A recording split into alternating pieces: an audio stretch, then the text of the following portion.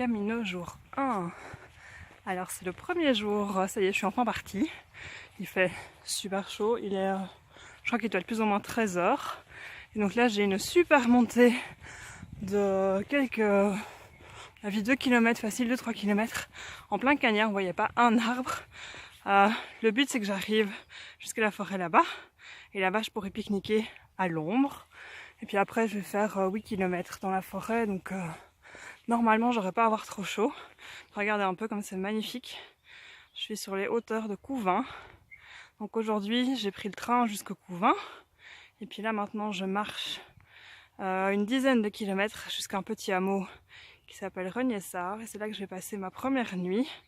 Et puis demain, je vais arriver sur le chemin. Pour le moment c'est ma petite jonction avant d'arriver sur le chemin officiel. Bon, bah, j'espère que je vais vite arriver à l'ombre. Parce que là il fait vraiment trop chaud et le bitume juste non quoi.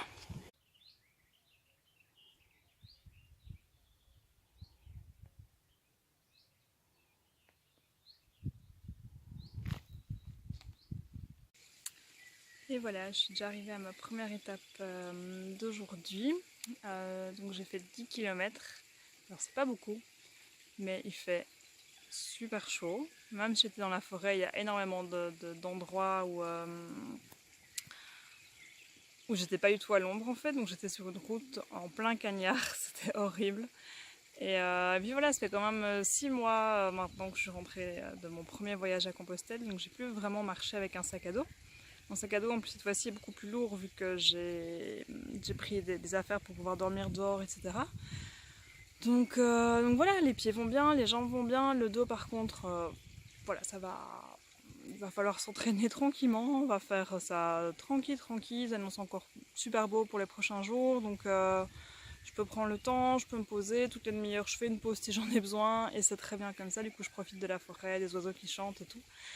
Et donc voilà, donc aujourd'hui je suis à Reniessart. C'est un endroit qui est important pour moi parce que voilà, c'est un endroit où on vient souvent avec toute ma famille ici, donc je suis très contente de partir d'ici. Et donc demain je vais terminer ma petite jonction et normalement je vais arriver sur le vrai entre guillemets chemin de Compostelle. Voilà, est-ce qu'il y a vraiment un vrai chemin? Le débat est ouvert, vous avez 2 heures. Voilà, en attendant, regardez un petit peu derrière moi. Je profite. J'ai un petit ruisseau juste à portée de jambes, on va dire. J'ai juste qu'à attendre mes pieds et à tremper mes pieds dans l'eau du ruisseau bien frais. Donc je vais en profiter. Et ce sera tout pour aujourd'hui, je crois.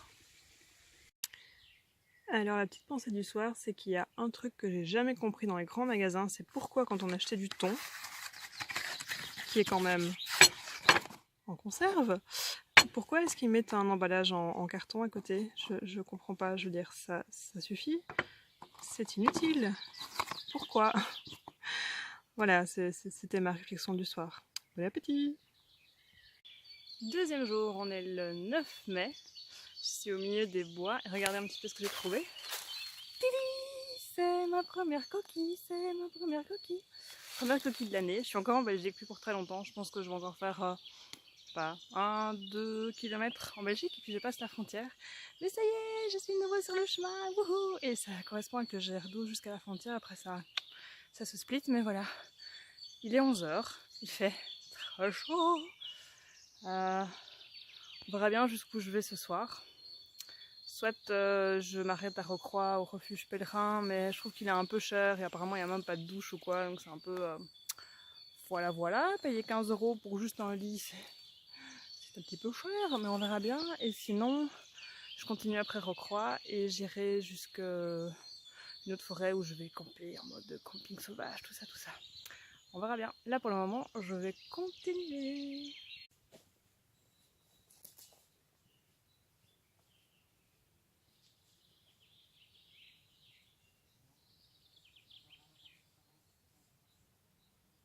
Par là, c'est la Belgique. Là, c'est la frontière. Je ne sais pas si vous voyez dans la route. Il y a 2 structures de route différentes. Là, c'est la Belgique. Là, c'est la France. Moi, je vais en France. Regardez, c'est même marqué, comme c'est beau. Voilà. Le petit panneau. C'est beau, avec tous les petits cycles. Voilà.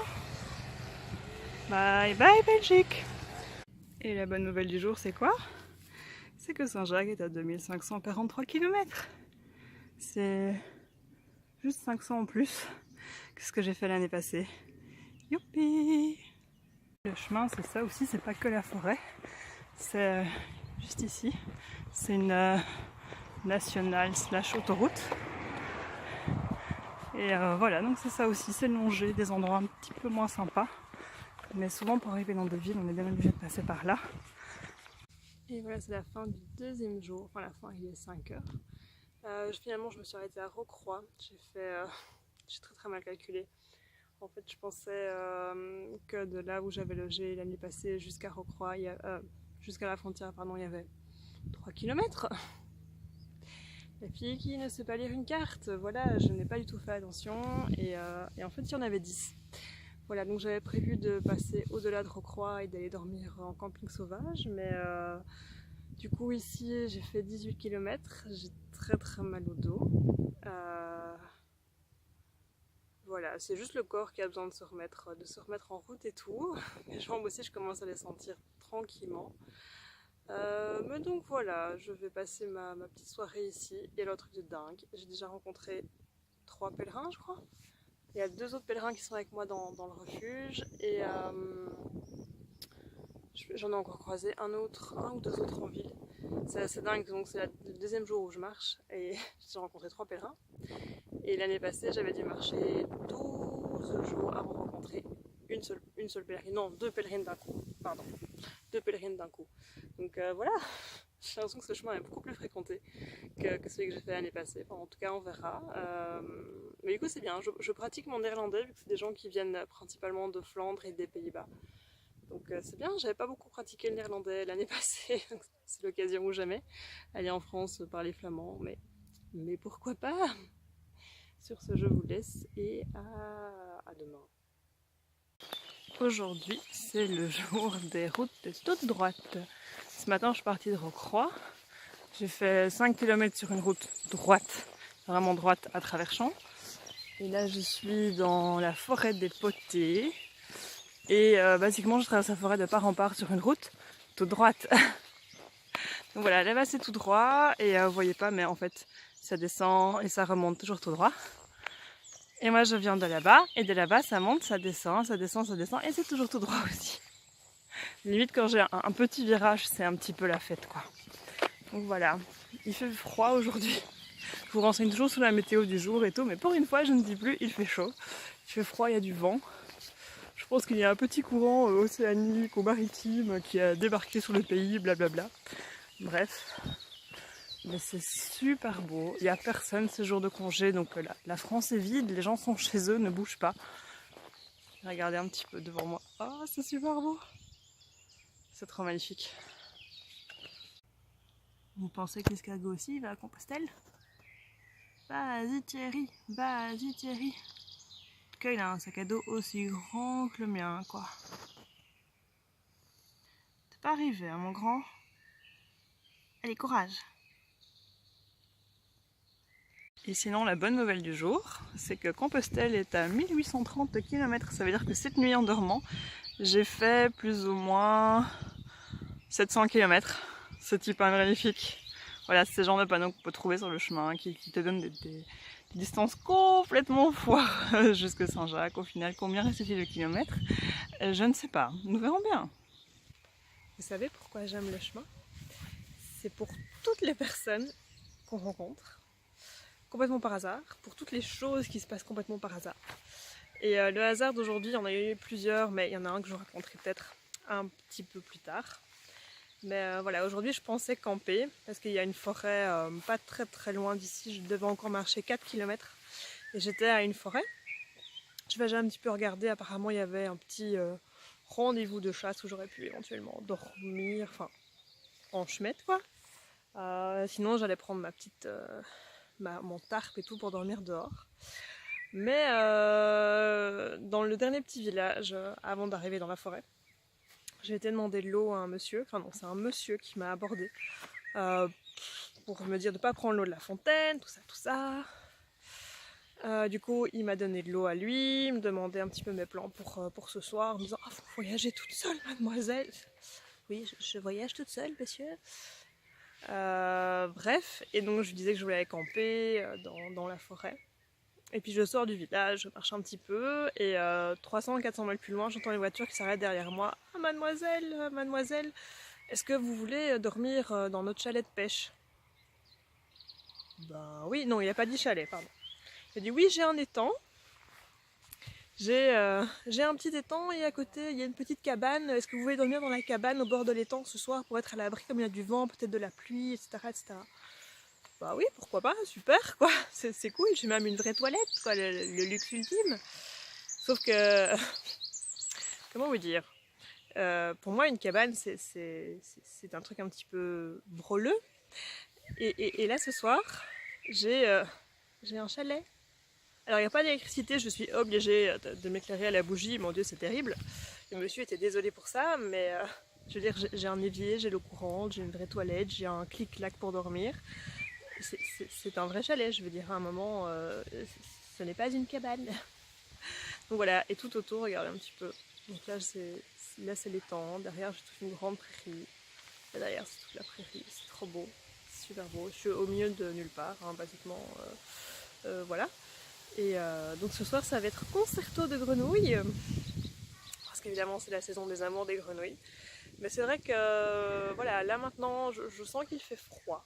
En fait pour tout vous dire, là je caille, je crois que je vais rentrer, parce que le vent est super froid, il fait complètement gris.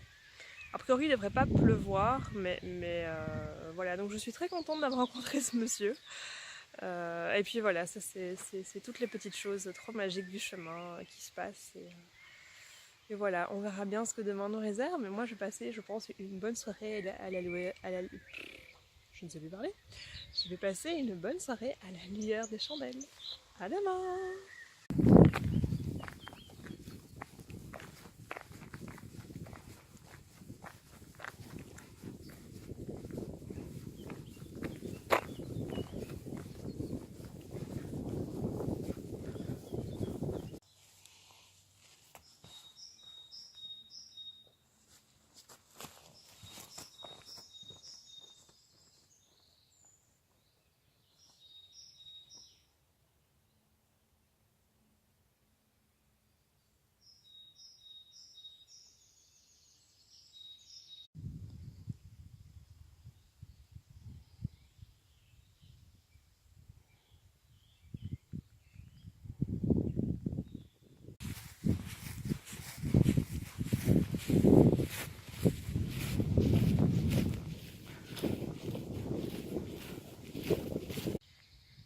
Premier jour dans la Marne, avec des champs à perte de vue. Bon, là c'est pas vrai, il y a encore un petit peu de bois.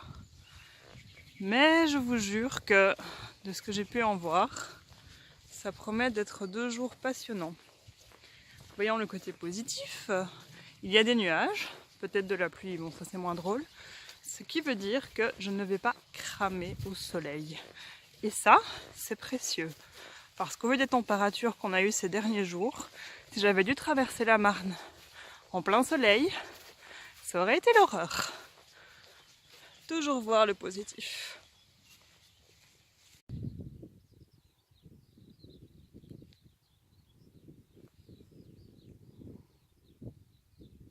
J'imagine que tous les pèlerins font la blague, mais le village s'appelle quand même Avançon, avec la cédille, sans le S.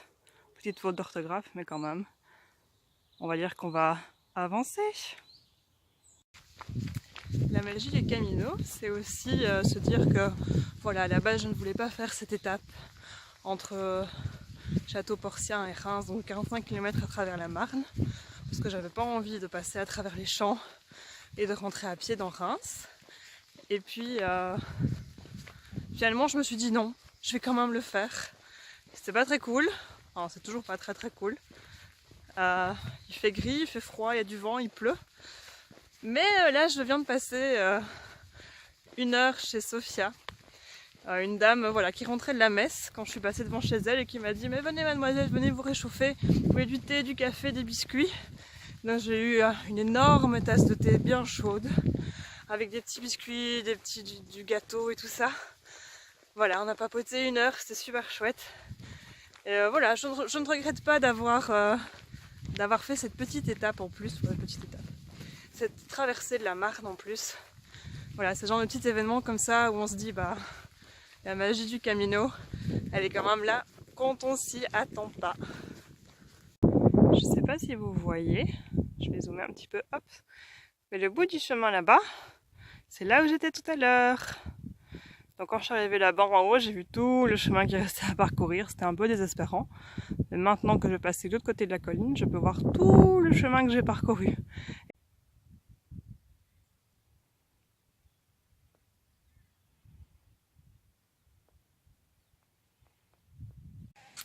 Et salut, on est le lundi 14 mai je crois.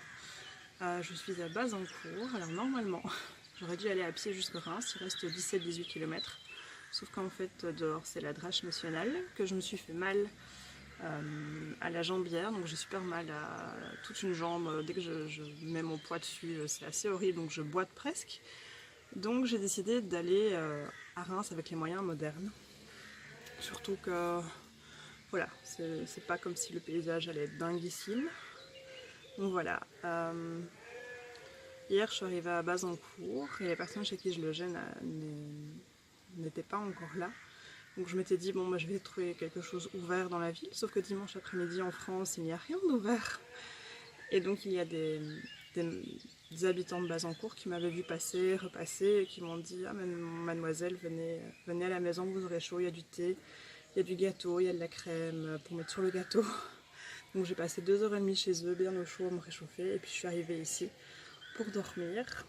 Et coup de chance, il y a 2 personnes que je rencontrais hier qui vont justement à Reims cet après-midi. Donc là je vais aller voir si éventuellement ce matin je peux prendre un train.